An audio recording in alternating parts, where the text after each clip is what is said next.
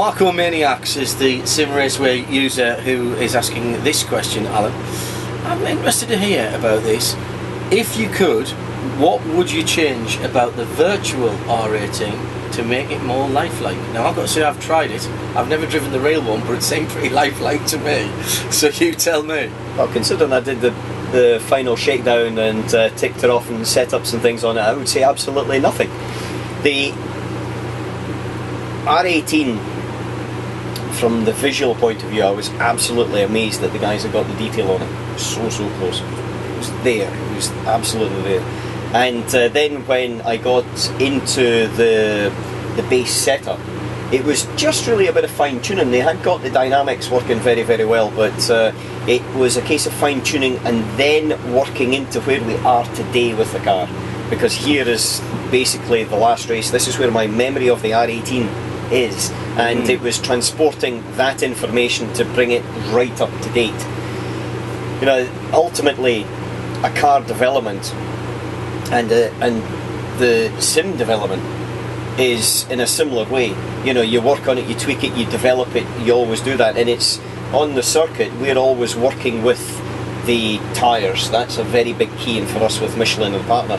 But then if I transport that across, you know, you've got to wait till the tyre pressures and temperatures come up on the sim, and the reactions are different between going out to the pits, lap 1, lap 2, lap 3, and then you get the feeling into it. It's trying to transport all of that information to it.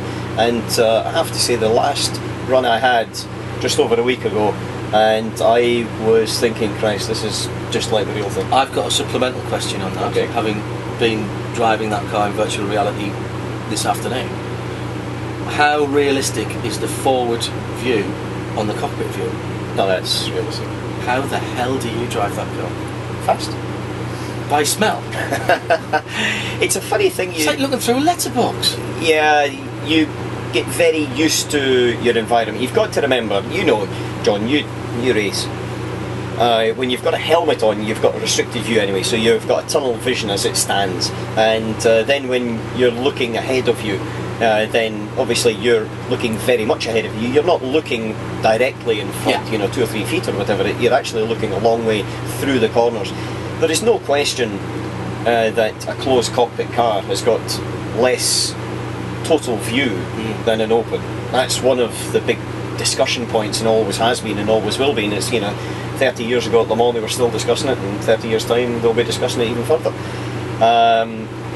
But it's a case of you learn your presence and your feel and feed around about it, and it always amazes me sometimes that we are so precise on hitting apexes and everything else when you know, even in a car where you don't necessarily see the fronts of, you know, the front lights and of the wheel arches and things like that, and that's in an open car as well.